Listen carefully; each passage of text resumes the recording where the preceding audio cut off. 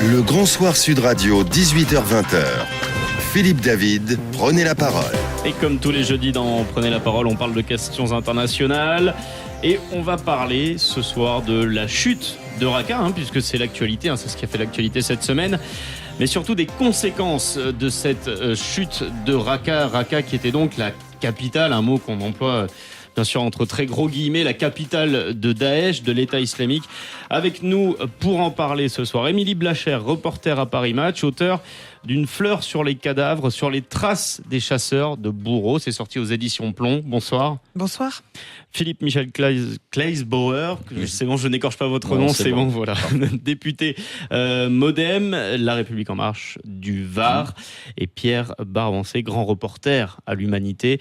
Vous avez notamment couvert le conflit de Mossoul. Je pense que je ne dis pas de bêtises jusque-là. Oui, comme je suis vieux, c'est entre autres Mossoul. Entre autres, oui. Vous étiez venu avec nous d'ailleurs pour un débat la veille de partir à Mossoul. Mais Mossoul qui est également tombé, et il y a quelques temps aux mains déjà de l'État islamique. C'était en juillet dernier.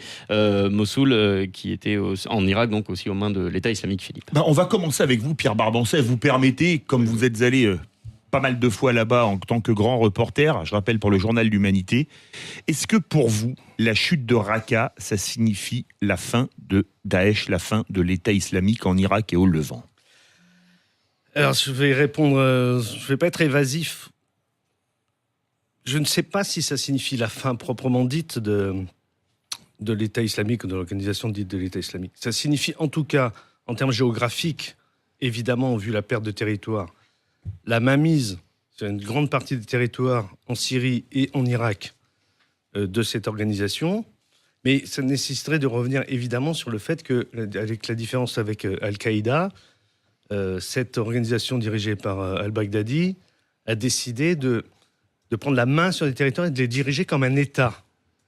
C'est-à-dire qu'ils ont mis en place une administration, ils ont mis en place une monnaie, ils ont mis en place des polices, ils ont mis en place un certain nombre de choses pour que les populations vivent, quoi qu'on pense de cette façon de vivre, de cette façon d'administrer les choses. Et donc, ils se sont situés d'un État contre d'autres États, qui sont les États notamment les pays arabes, les occidentaux et les États-Unis. Donc, de ce point de vue-là, oui, on peut dire que ils vont plus contrôler quelques poches en ce moment en Syrie et très peu en Irak. Est-ce que ce que représente l'État islamique, et là aussi il faudrait y revenir, ce que ça représente, certainement pas. Pourquoi ? D'abord parce que l'État islamique est quelque chose qui est venu d'Al-Qaïda. Qu'est-ce qui est venu d'Al-Qaïda ? C'est la transnationalité du combat. Même quand Ben Laden ou quand il y a eu les attentats aux États-Unis, c'est un combat contre l'ennemi, loin. Même s'ils ont créé après des franchises nationales ou locales. Comme le Front Al-Nosra. Comme le Front Al-Nosra, par exemple. Sur le territoire, sur le théâtre d'opération Syrie-Irak. Voilà, si on reste là. Donc l'État islamique peut très bien aussi se transformer. Parce que si les mêmes causes perdurent et persistent sur l'existence et la création d'organisations de ce type, on n'a pas à se poser la question. Oui, il y aura quelque chose d'autre. Donc je crois, et puisque nous avons un député avec nous, je crois qu'il faut se poser les questions. Qu'est-ce qui permet à ces organisations de naître ? Sur quoi elles naissent ?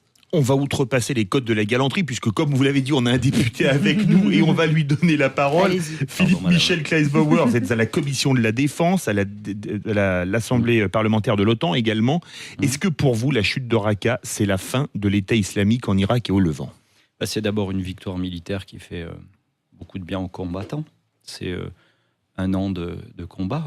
L'opération Colère de l'Euphrate a débuté l'an dernier, au mois de novembre 2016. Ça faisait suite à d'autres batailles, d'autres prises, comme Kobane, comme Palmyre. Donc, sur le front syrien et contre Daesh, l'effet de victoire sur les troupes qui se battent, c'est phénoménal. Est-ce que ça réduit complètement Daesh ? Certainement pas. Il reste plusieurs milliers de soldats qui sont un peu disséminés sur le territoire.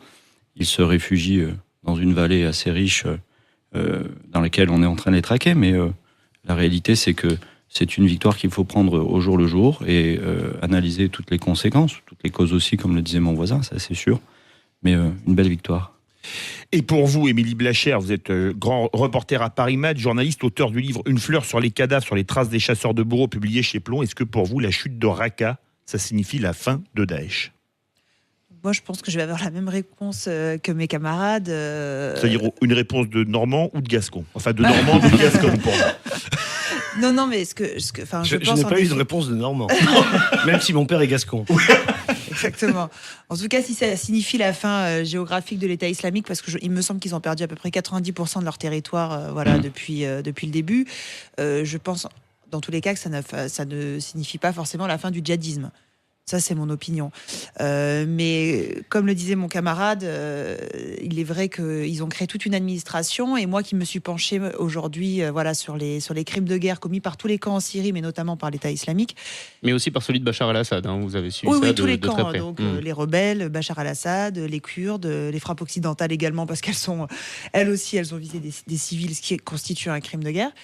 Donc aujourd'hui, c'est vrai que moi, je vois la chute de Raqqa comme un nid d'information pour les chasseurs de preuves qui vont du coup pouvoir rentrer dans la ville et récupérer toute la documentation administrative pour pouvoir éventuellement collecter des preuves, les analyser et s'en servir lors d'un procès, si procès il y a.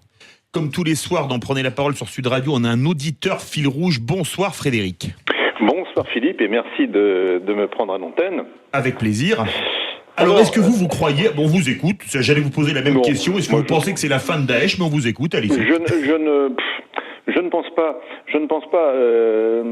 Car bon, ce sont des troupes bien spécifiques. Et ce ne sont pas. On n'a pas affaire à un groupe armé tel qu'on les considère nous en Occident. Ce sont des bandes. Moi, je pense qu'ils se reconstitueront. Par contre, il y a quand même une chose. Bon, je vais peut-être faire un peu de géopolitique primaire, mais quand même ce Daesh, à qui profite ce Daesh? Parce que moi je pense que derrière tout ça, quand même, c'est surtout une arme pour déstabiliser, surtout pour créer des ennuis à l'Iran et aux chiites. Parce que, écoutez, moi je suis quand même assez stupéfait. Voilà des gens qui sont rebelles sur machin, mais qui vendent du pétrole, qui vendent machin. Bon, tout ça passe par des circuits bancaires. Les États-Unis, on ne va pas me dire, les États-Unis quand même ne sont pas au courant de tout ce qui se passe dans ces machins-là. Enfin, je trouve ça déjà un petit peu bizarre. Quel est l'eau? Voilà, justement, je m'interroge beaucoup là-dessus. Restez avec nous pour toute l'heure. On va vous poser la question à Pierre Barbancet, vous qui êtes allé en Irak, en Syrie. À qui, on connaissait le proverbe latin, il se fait cit qui prodest, à qui profite le crime? À qui profite Daesh?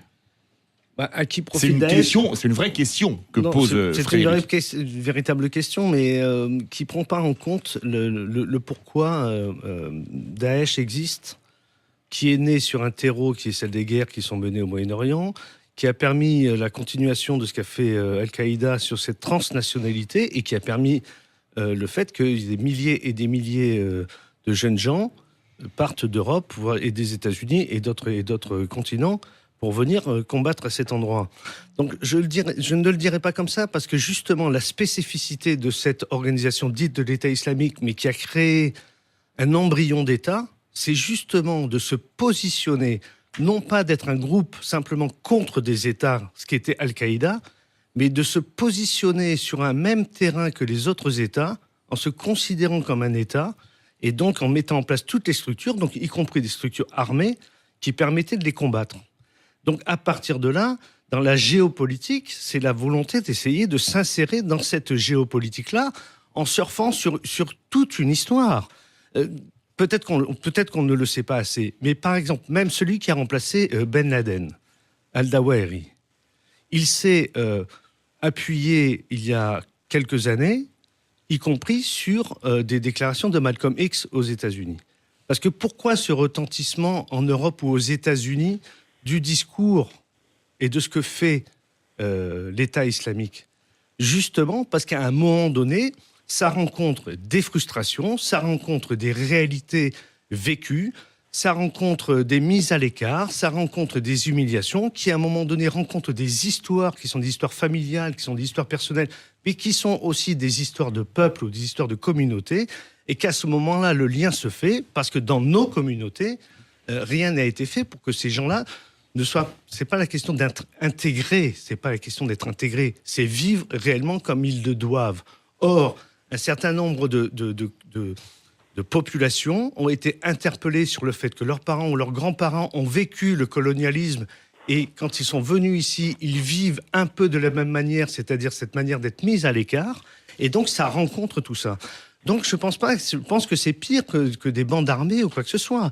Je pense que la façon dont l'État islamique s'est utilisé tous les médias, et pas simplement les réseaux sociaux. Ils ont même une agence de presse, AMAC. Mais ils en ont plusieurs. Oui, oui, mais le plus connu, c'est AMAC.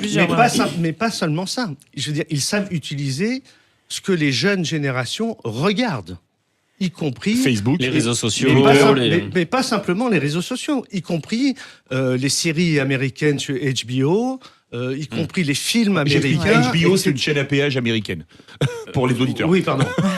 C'est une chaîne qui diffuse des Mais séries. donc, c'est tout ça. Donc, je veux dire, l'univers dans Ils ont lequel... même reproduit le jeu dans lequel vidéo, ils l'univers sont. du jeu vidéo. Exactement. de Donc Call of Duty, l'univers ouais. dans lequel ils sont, c'est exactement celui-là. C'est pas quelque chose d'à part. C'est pas quelque chose de très mystérieux dans des cavernes avec des barbes, etc.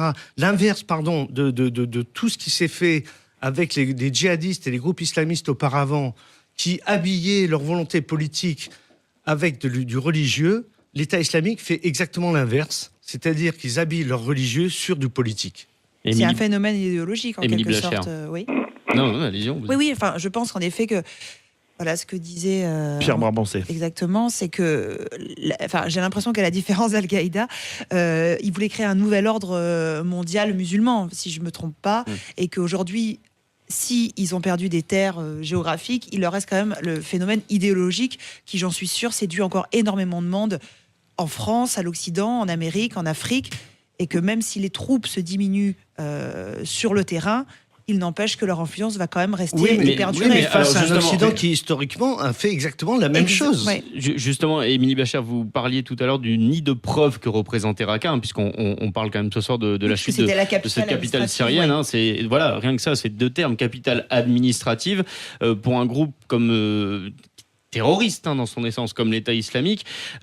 Pour vous, ça doit quand même représenter quelque chose de plus facile à atteindre, cette organisation, cette capacité qu'a eu l'État islamique à s'organiser administrativement, médiatiquement, on en a parlé. Parce qu'ils ont un peu le même principe que le régime de Bachar al-Assad, ils ont énormément de paperasse, comme à l'époque d'ailleurs les nazis. Donc ils ont énormément de paperasse. Donc des documents à exploiter. Donc des documents à exploiter, des organigrammes à étudier, à corroborer avec d'autres documents. Et l'idée, en fait, des chasseurs de preuves, en tout cas, pour qu'il y ait une justice, et quand bien même c'est important pour les victimes et pour les familles des victimes, ces chasseurs de preuves-là vont pouvoir maintenant se rendre à Raqqa, ce qui n'était pas forcément évident jusqu'à présent. Il y avait des personnes qui étaient infiltrées, puisque moi j'ai eu la chance de les côtoyer et qui se noyaient parmi la population, mais qui prenaient des risques inconsidérables. D'ailleurs, plusieurs d'entre eux ont été exécutés sur le carrefour du paradis qui a été rebaptisé par la population Carrefour de l'enfer. le carrefour de l'enfer, exactement, et également la place de l'horloge. Comment ? Exactement. Mais donc du coup aujourd'hui c'est un nouveau chapitre qui s'ouvre pour les chasseurs de preuves et pour les personnes qui vont collecter les preuves. Philippe Michel Klasbauer, vous avez entendu Frédéric, notre auditeur fil rouge. À qui profite Daesh ? Je ne sais pas à qui profite Daesh. Moi, je suis beaucoup plus pragmatique. Aujourd'hui, on a une offensive, comme le disait la ministre de la Défense, Florence Parly. Il faut que l'offensive aille jusqu'au bout. Et que, au-delà de ça, comme le disait le président de la République, et il y tient et il se bat pour arriver à ramener beaucoup de monde autour de la table, autour de son contrat, et d'arriver à régler le problème de la Syrie d'une manière générale. Et c'est ça que nous avons devant nous. C'est-à-dire que mettre toutes les parties qui ont de l'influence sur la Syrie et arriver à arrêter la guerre dans ce pays, parce qu'il y a d'autres civils qui continuent à souffrir. Il y a le problème de Daesh, mais il y a aussi le problème de la Syrie. Et c'est dans cette logique que nous devons nous poser aujourd'hui. Heureusement, la libération de Raqqa permettra justement, comme vous le dites, aux chercheurs de preuves de faire leur travail, et derrière à une justice internationale de pouvoir se développer. C'est et quelque chose qui exploiter. peut être coordonné par l'Europe, par exemple. De toute par façon, l'ONU. qui doit l'être, je l'espère. Et la volonté du président de la République de ramener le calme dans cette zone, elle est fondamentale. Après, on pourra toujours faire tous les procès qu'on veut sur les origines, je ne vais en contester aucune, mais la réalité, et notamment les preuves, nous permettront d'y voir beaucoup plus clair. Mais aujourd'hui, il faut aller au bout de l'offensive et régler le reste du problème. C'est-à-dire, on a sur le terrain 4 zones dites de désescalade qui ont été décidées il y a déjà quelques temps. Je pense que peut-être dans le sud, on y est un peu arrivé. Il reste encore beaucoup d'efforts à faire. Donc, on a encore du travail devant nous avant de rentrer dans ces Justement, la considérations, suite hein. du problème, on va l'aborder dans quelques instants sur Sud Radio. Dans Prenez la parole, n'hésitez pas à appeler nous, venez réagir sur notre antenne 0826 300 300. On continue de parler de la chute de Raqqa. Quelles conséquences pour l'État islamique, quelles conséquences pour la zone concernée, mais aussi pour ces terroristes, ces combattants qui risquent de revenir en Europe notamment. On en reparle dans quelques instants. Restez bien avec nous sur Sud Radio. Le Grand Soir Sud Radio, 18h-20h. Philippe David, prenez la parole. Et ce soir, comme tous les jeudis soirs, dans Prenez la parole sur Sud Radio, on évoque les questions internationales. Ce soir, après la chute de Raqqa, que va devenir l'État islamique? Est-ce que ça signifie justement la fin, une bonne fois pour toutes, de l'État islamique? Rien n'est moins sûr. On en continue d'en parler avec nos invités et avec notre auditeur fil rouge, Frédéric, qui nous appelle d'Arcachon. Vous êtes toujours avec nous? Toujours avec vous, avec le plus grand plaisir. Là. Plaisir partagé. Et oui, c'est toujours. Je voulais simplement, Raqqa, je ne pense que ce n'est qu'une étape. Bon, tant mieux, c'est très bien. Mais je suis beaucoup moins optimiste que la dame au sujet des preuves. Je crois que ces gens-là ont dû quand même pas mal détruire de ce qu'ils avaient laissé comme preuve. Mais j'ai bien peur d'une réminiscence, enfin d'une reprise de cette activité dans la zone libyenne. Et qui risque de mettre le feu au Maghreb. Frédéric, est-ce que vous voulez dire, et je vous laisse continuer, que vous avez peur que le conflit se déplace, qu'il parte par exemple avec Boko Haram du côté de l'Afrique noire, qui reparte du côté de la Libye, qui retourne peut-être, c'est-à-dire que, allez, on va dire ça comme ça, l'État islamique, Daesh disparaît, et c'est Al-Qaïda ou Boko Haram qui reprennent du poil de la bête? Oui, ça sera sous cette forme-là, certainement, je pense, malheureusement. On va poser la question à nos invités. Tiens, Philippe Michel Klasbauer, qu'est-ce que vous en pensez? Est-ce que quelque part, le problème ne risque pas d'être déplacé? Le problème s'est peut-être déjà déplacé en plusieurs endroits depuis un moment. Et dont, comme disait Frédéric, par exemple la Libye? Oui, la Libye, toute la l'Afrique zone noire. du Sahel. Avec Al-Aqmi, Al-Qaïda au Maghreb islamique? Et jusqu'à Boko Haram qui a énormément progressé. Donc on est présent sur tout le Sahel avec l'opération Barkhane, c'est pas pour rien. C'est pour traquer aussi partout où le problème c'est métastasé. Et la réalité, c'est qu'aujourd'hui, le fait que Raqqa tombe va peut-être pousser certains. Alors il y a deux effets. Soit on tue les chefs et on tue leur point névralgique, leur capitale, et on les prend au moral, et finalement, faute de chef, des gens désarment et sont moins mobilisables. Soit au contraire, c'est l'inverse qui se produit. Et on va vite le voir. Donc c'est la raison pour laquelle la ministre le disait. Il faut poursuivre l'offensive jusqu'au bout. Et la réalité, c'est que l'offensive, elle est multi-théâtrale. Pierre Barbancet, qu'est-ce que vous pensez de ce que dit Frédéric, notre auditeur fil rouge, que le problème risque d'être déplacé? Et c'est pas le problème ne risque pas d'être déplacé. Il est déjà déplacé de toute manière, puisqu'il y a des choses qui se passent au Nigeria, il y a des choses qui se passent au Mali, dans tout le Sahel, en Afghanistan, en Libye, aux Philippines également. Ça n'est pas déplacé. Ça existe déjà. On a tendance à l'oublier. Oui, on oublie. Mais c'est une zone. Non, mais on a tendance à l'oublier aussi parce que je pense qu'un certain nombre de groupes se sont appuyés sur un discours européen et américain qui mêle dans un tout le monde arabo-musulman sans se faire aucune différence depuis des décennies. Et d'un coup, on s'étonne qu'il y ait une espèce de prise de conscience. Tiens, on est arabe et musulman ou on est arabo-musulman. Bon, ça ne veut strictement rien dire. Même quand on parle de monde judéo-chrétien, ça ne veut strictement rien dire d'un point de vue philosophique. Donc le problème, c'est que si on emmène les gens à penser n'importe quoi, après, on peut les amener à ça. Donc la loi du talion, par exemple, ce qu'a dit la ministre des Armées, puisqu'il existe maintenant une ministre des Armées en France comme en 1914, et non plus le ministre de la Défense, qui en gros qui se félicite qu'on puisse abattre des gens parce que ce sont des djihadistes étrangers. Moi, je m'excuse de les djihadistes français, elle disait. Oui. Oui, mais toutes les chancelleries européennes ont dit quasiment la même chose. Américains également. En réalité, les Américains, toutes les chancelleries occidentales ont dit la même chose. Pour des gens qui se réclament d'un état de droit, parler comme la loi du talion, ça n'est pas sérieux. Alors dans ce cas-là, il faut qu'ils reviennent aussi à la peine de mort dans nos pays. Donc ça n'est pas sérieux du tout. On refuse des véritables débats dans nos pays qui ne font pas appel à la peur et à l'instinct, mais qui font appel à l'intelligence humaine. Or, l'intelligence humaine, c'est de comprendre pourquoi les choses naissent, qu'est-ce qui se passe dans ces pays. On ajoute de la guerre à la guerre depuis des décennies, Et à un moment donné, il ne faut pas s'étonner que, comme un boomerang, ces guerres-là nous reviennent. Émilie Blacher. Émilie Blacher. Oui, bien sûr, mais par rapport à ça, moi je suis tout à fait d'accord, d'autant plus qu'aujourd'hui je me pose vraiment la question, c'est-à-dire que les djihadistes qui vont revenir en France, comment vont-ils être traités par la justice ? A priori, ils vont être traités par le pôle antiterroriste. Certains pourraient l'être par le pôle crime de guerre. Et il y a une décision politique qui est, je pense, liée à la crainte de la France de juger pour crime de guerre pour plein de raisons différentes. C'est lié notamment à la guerre en Algérie, parce que la France pourrait être accusée de crime de guerre. Et elle freine énormément, en fait, toutes ces accusations-là. Et aujourd'hui, on va potentiellement juger Maxime Auchard, qui pourrait être accusé de crime de guerre, comme un terroriste, mais comme, j'ai envie de dire, comme les 500 détenus qui sont actuellement écroués. Philippe Michel Kleisbauer. Oui, le propos de la ministre des Armées, c'était s'il périsse, c'est tant mieux. Navré pour mon voisin, je m'inscris dans ce propos. On est dans une guerre et là où on livre la guerre, on s'affronte. On l'a fait en d'autres endroits. Et... Non, là, c'est abattre des gens, c'est pas pareil. Non, on se bat contre Daesh et quand elle dit il faut pousser l'offensive jusqu'au bout, c'est qu'il ne doit pas en rester un. Et moi, je m'inscris tout à fait en phase avec ce propos. La question de la justice après et justement des jeunes, des mineurs qu'on va rapatrier, c'est la grosse question. On a vu cette semaine le Premier ministre français, le Premier ministre belge aussi se réunir, faire une conférence de presse commune pour pouvoir proposer des pistes de réflexion et de travail pour pouvoir faire évoluer la justice là-dessus, parce que c'est ce que vous avez appelé les uns les autres. Nous avons appelé le point mort de la justice. C'est que faire de ces jeunes mineurs qui vont revenir. Et on a un vrai travail de fond. Nous, les parlementaires, on va s'en saisir. Il y a plein d'idées. Vous parliez de crimes de guerre, vous parlez du parquet terroriste. Moi, j'entends des collègues qui disent il faut réimporter le principe des assises. Et donc, on a tout qui va arriver sur la table. Vous allez l'entendre. Donc, nous avons à prendre ce dossier à bras-le-corps. C'est pour ça que le Premier ministre français et le Premier ministre belge travaillent sur cette piste depuis...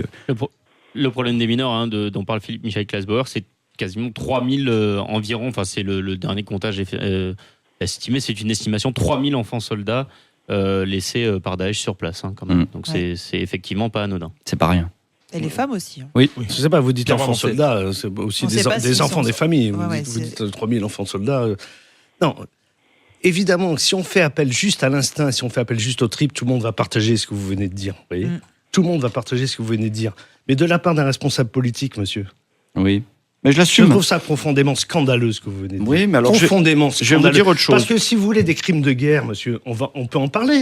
Des bombardements faits par l'armée française, des massacres commis dans l'histoire par l'armée française ou par l'armée américaine ou par l'armée israélienne. Et ça, il n'y a jamais de tribunaux internationaux pour le terrorisme d'État. On n'y va pas, on n'envoie pas de soldats. Des pas reconnus, évidemment. Il y a une enquête sur les Américains. Il y a un ancien ministre qui s'appelait M. De Villepin et Jacques Chirac, ils ont refusé la guerre. Ils ont participé à la guerre en Irak. Comme quoi c'est possible, vous voyez ? Oui, le principe de Jacques Chirac, c'était la guerre appelle la guerre. On n'est pas en train de faire la guerre, on se bat contre Daesh. Est-ce qu'on n'y va pas ? Est-ce qu'on ne lutte pas ? Vous faites la guerre. Non, vous faites la guerre. Moi, je vous pose une question.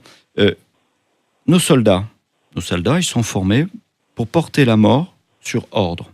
C'est comme ça. Nos armées servent à ça. Elles ne servent pas à faire de l'interposition ou elles ne servent pas à faire du sentinelle. Ça, c'est des missions nouvelles. Quand on forme un soldat dans une unité de combat, on le prépare à donner la mort sur ordre. Donc, je m'inscris dans le fait que quand on envoie nos soldats quelque part, quand on va livrer un combat, il est naturel qu'ils aillent donner la mort à des assaillants, à des belligérants. C'est dur, je ne participe pas, je ne suis pas rempli de bonheur quand je vous dis ça, je ne joue pas sur l'émotion, je joue sur quelque chose qui nous entoure tous. Vous connaissez des soldats, vous avez peut-être des membres de la famille, ils sont formés pour ça.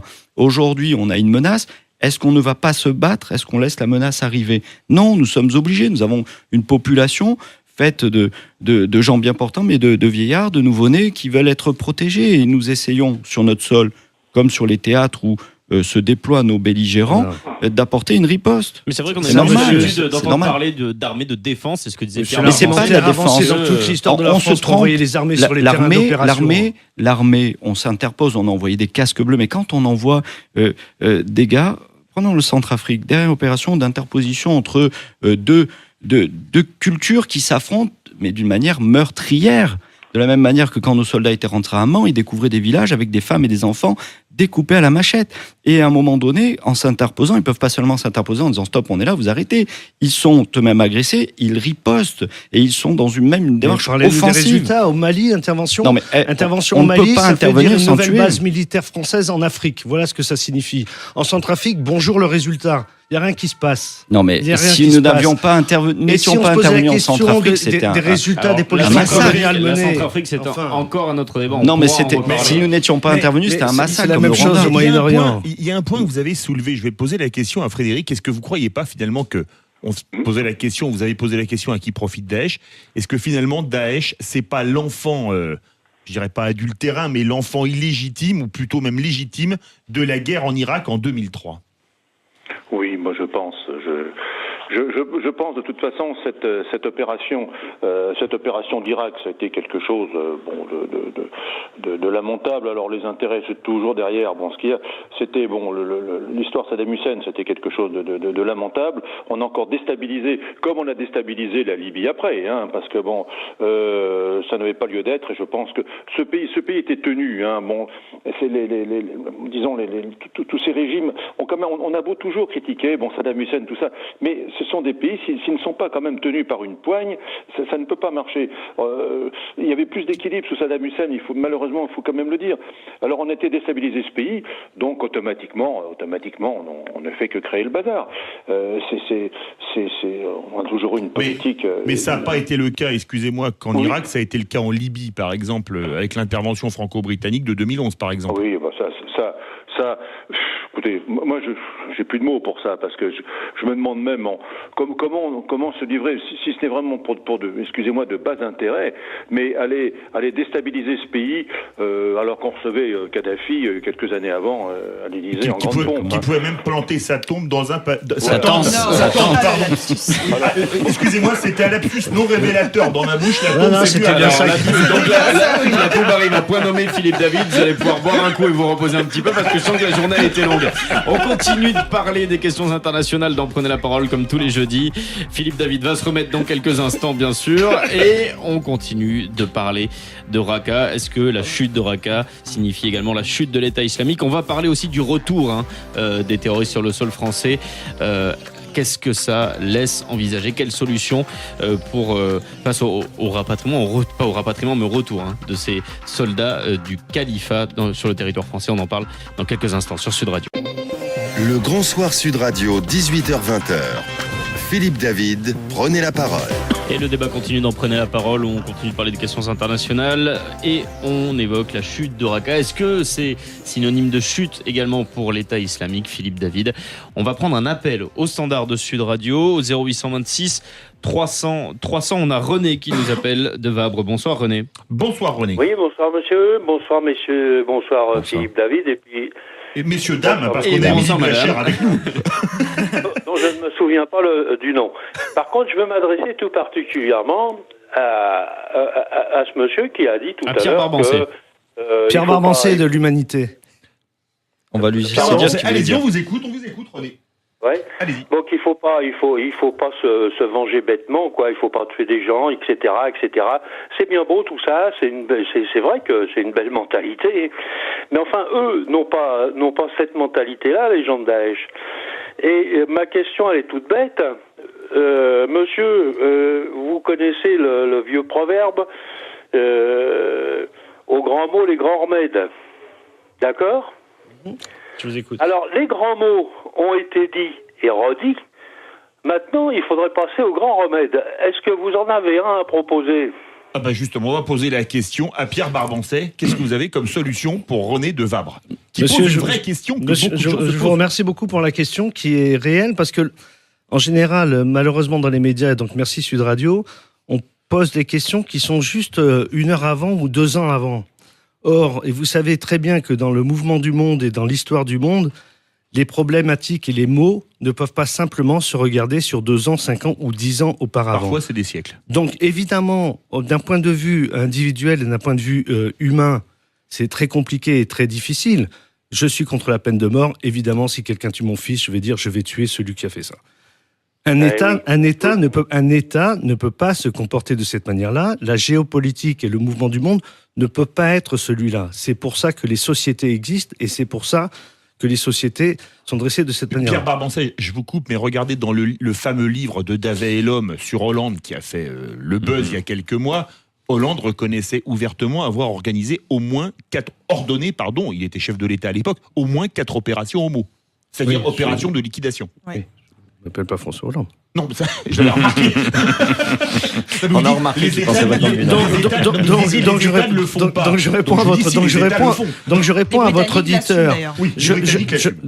à votre auditeur. Je pense qu'effectivement, si on regarde simplement la dernière séquence, qui est une séquence absolument affreuse et horrible, mise en scène avec des vidéos, avec des gens égorgés, avec des gens assassinés, etc., etc.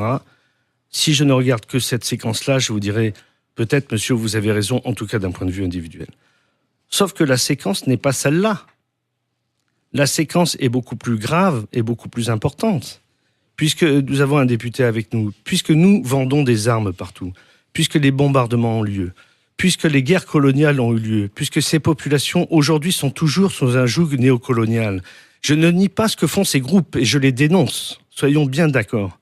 Je pense que la question n'est pas simplement d'abattre l'hydre de Lerne, parce que les têtes vont repousser. Ce qu'il faut empêcher, c'est le terreau qui permet ça. Or, le terreau qui permet ça, Il est chez nous.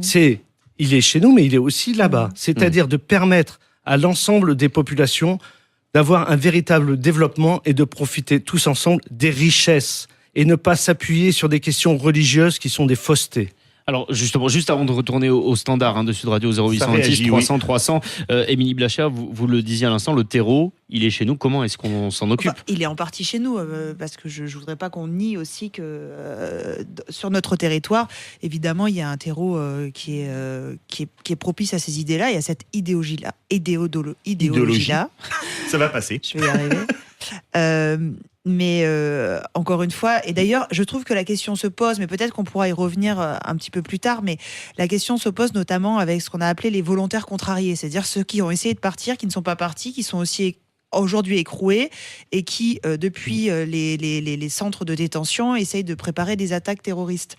On a vu l'exemple il y a à Fleury-Mérogis. Exactement, la semaine, il y a quasiment 2 semaines, avec l'arrestation de 2 individus qui préparaient un attentat, qui en étaient à la phase de financement, donc c'était pas encore prêt, mais en tout cas qui préparaient un attentat. Donc c'est vrai qu'on peut se poser la question de savoir qu'est-ce qu'on peut faire aujourd'hui pour finalement arrêter ce fléau-là et empêcher que le terreau se développe et qu'il y ait d'autant plus de personnes qui veulent... Philippe Michel-Klasbauer, avant de retourner au 0826 300 300. Oui, moi je suis d'accord sur l'idéal. Et vous parliez tout à l'heure de Dominique de Villepin qui défend très bien cette thèse sur le fait qu'il faille trouver d'autres solutions que des solutions militaires à toutes les crises que nous avons. Il défend ça dans son traité sur... mémoire de paix en temps de guerre, et il le fait très bien. Mais bon, comme je le disais tout à l'heure, je suis un peu plus pragmatique. On se retrouve dans des réalités, peut-être avec des causes profondes que j'ignore, mais devoir faire face à ça. Et les ventes d'armes, nous fabriquons des armes, nous en vendons, mais il y a aussi pour se protéger de certaines menaces. Nous fabriquons la bombe atomique, non pas pour l'utiliser, mais parce qu'on espère pouvoir se prémunir grâce à elle.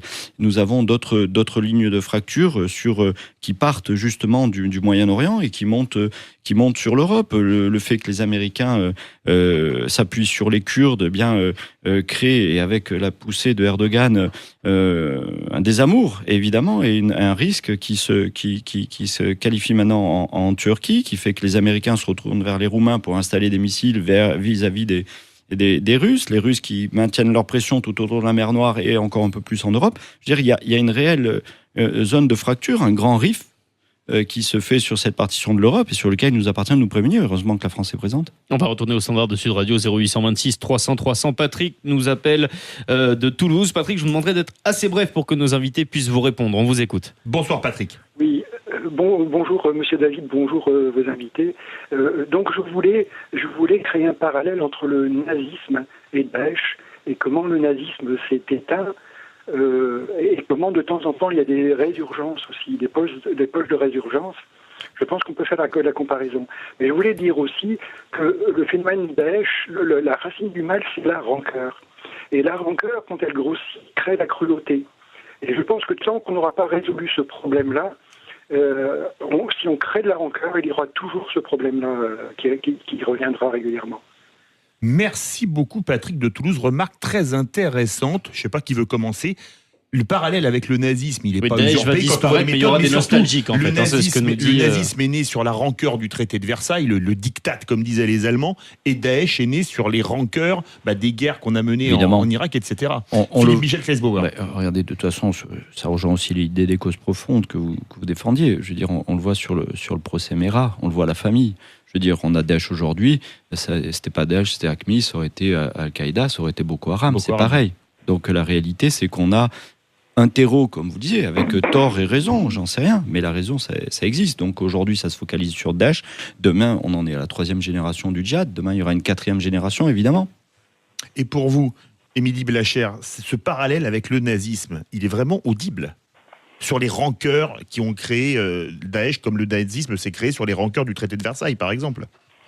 Oui, c'est un peu, j'ai un peu du mal à faire le parallèle là tout de suite maintenant, mais en tout cas, on en revient. Si on en revient à la rancœur, on en revient aussi à la crise identitaire que frappent certains individus, à l'amertume, et tout ça, c'est un cocktail Molotov qui peut-être explose à un moment donné. Donc, quoi faire ? J'ai pas la réponse. Pierre Barbancet, vous avez entendu le parallèle avec le nazisme. Oui, j'ai entendu parler avec le nazisme. Je pense que c'est toujours délicat de faire des parallèles comme ça, parce que ce qui se passe là n'est pas exactement celui-là. On découvre, on parle de 3e génération de djihadistes, mais c'est pas exactement ça. L'islamisme politique a été instrumentalisé depuis le début des années 50, au début de la guerre froide, par la CIA. C'est un livre qui a été édité par un journaliste américain, publié aux éditions Autrement en français, qui montre CIA et djihad, 1950-2002, puisqu'il a écrit ce livre en 2002, qui montre bien comment, depuis des années 50, la CIA, les États-Unis, le monde dit libre, les Occidentaux, ont instrumentalisé ces groupes contre l'avancée et le péril communiste, comme il le disait. Et donc, à un moment donné, avec l'échec du nationalisme arabe, avec l'échec de la lutte palestinienne pour imposer son État, avec l'échec de tout ce qui s'est passé, ces mouvements islamistes se sont transformés. La colonisation, le fait que des populations dans les colonies françaises aient été marginalisées, que les parents qui soient venus ici et que leurs enfants aient continué à être marginalisés, contribuent à tout ça.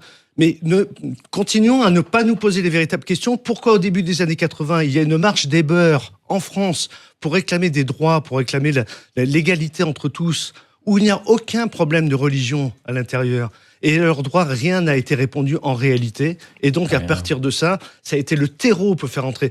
Mais oui, monsieur, je m'excuse. Évidemment, si les bons blancs continuent à rester dans leur quartier, à ne pas regarder ce qui se passe dans les populations les plus défavorisées, dans les banlieues, et que dans ces banlieues-là, les blancs défavorisés, on les a montés contre ceux qui venaient d'ailleurs, qui étaient encore plus défavorisés. Ce jeu-là, on le connaît dans l'histoire et dans tous les pays. Mais ne le prenez pas comme exagéré, parce que les années 70, avec les Noirs américains, ça a été exactement la même chose. Et on s'aperçoit qu'aujourd'hui, il se passe la même chose avec les Noirs américains, et que le discours marche, le discours djihadiste marche aussi aux États-Unis. Il nous reste 3 minutes 30. On va faire un tour de table en commençant par notre auditeur fil rouge. Est-ce que ce changement, ce recul de Daesh en Syrie et en Irak ne risque pas, alors que l'État irakien n'existe plus, ou presque plus, que l'État syrien n'existe plus, qu'on risque pas d'avoir d'autres problèmes qui vont se poser, notamment un problème qui se pose depuis un siècle, qui est le problème des Kurdes. Et un problème des frontières dans la région. Je pense. De toute façon, on récupère, malheureusement, j'aime pas faire d'histoire, on récupère toujours aussi, alors là, je peux pas parler du nazisme, mais du traité de Versailles et de Saint-Germain, le découpage de l'Empire ottoman. Absolument. Qui prévoyait un État kurde, soit dit en passant, c'était il y a un siècle. Oui, on en est toujours là quand même, malgré tout. On a semé, la Turquie maintenait ça plus ou moins bien, mais on est toujours sur ce découpage, sur ce dépeçage. La Syrie était une zone d'occupation française, faut pas l'oublier à l'époque, jusqu'en 40. Un peu après d'ailleurs, mais donc si vous voulez, il nous reste 2 minutes, on va finir le tour de table. Michel Claes-Bauer, on ne veut pas d'avoir des problèmes, parce que Erdogan a déjà dit qu'il était prêt à intervenir. On aura des problèmes, mais on l'a dit tout à l'heure, on a une cascade de problèmes. Moi, je suis un démocrate, je suis pour la liberté des peuples à disposer d'eux-mêmes. Donc pour moi, la question de l'État kurde est une question qui a son droit. Et qui va se poser un jour ou l'autre ? J'espère. Et pour vous, Émilie Blachère, est-ce que ce recul à nouveau de Daesh, alors qu'il n'y a plus d'État en Syrie, ou pratiquement plus ni en Syrie ni en Irak, ça ne va pas poser de gros problèmes ? Attention, il y a un régime. Il y a quand même un régime encore très présent qui a repris pas mal de son territoire d'ailleurs. Oui. Mais concernant la question kurde, la Kurde est de toute la région. De le toute la redécoupage région, des frontières. Oui, bien sûr. Mais moi, j'attends de voir ce qui va se passer à Kirkouk, là, par exemple. Et je ne me prononcerai pas plus sur la question. Pierre Barbancé, on risque pas d'avoir un gros problème de frontières qui va se poser à nouveau. Non, mais je ne sais pas s'il faut appeler ça gros problème de frontières, parce que ça s'appelle gros problème de frontières quand ça nous pète dans la figure ou quand les pays occidentaux ne le veulent pas. Mais quand on a dépecé la Yougoslavie, ça n'a pas été visiblement un grand problème. Ça a fait des guerres, mais ça a quand même été voulu dès le départ. Pourtant, c'était à nos frontières. Après, on s'est horrifié de ce qui se passait, qu'il y avait une guerre, mais on a quand même démantelé la Yougoslavie, donc on a fait péter des frontières. On a fait grâce à la liberté des peuples de disposer d'eux-mêmes. Voilà, c'est ça. Oui. Surtout avec les la Slovénie reconnue d'abord par l'Allemagne. Non, mais donc on a décidé de reconstruire, de refaire des frontières. Quand on accepte que le Soudan, qu'il y ait une partition au Soudan, on commence à faire des partitions en Afrique et pas de n'importe quelle manière. Mais quand on ne soutient pas réellement avec des vraies actions la lutte du peuple palestinien pour un État, on prend des positions politiques. Donc on est à un tournant aujourd'hui, la page va se tourner, les accords Sykes-Picot, tout le monde les remet en cause, et donc il faut savoir ce que font les peuples et ce que vont faire les États. Merci beaucoup Pierre Barbancé, grand reporter à l'Humanité. Merci beaucoup Philippe-Michel Kleisbauer, député MoDem du Var. Merci beaucoup Émilie Blachère, journaliste reporter à Paris Match, auteur du livre Une fleur sur les cadavres, sur les traces des chasseurs de bourreaux, publié aux éditions Plomb. Merci beaucoup à Frédéric qui était notre auditeur fil rouge. Je vais y arriver. On se retrouve demain 9h30 pour un premier Seul contre tous sur Sud Radio, bien évidemment.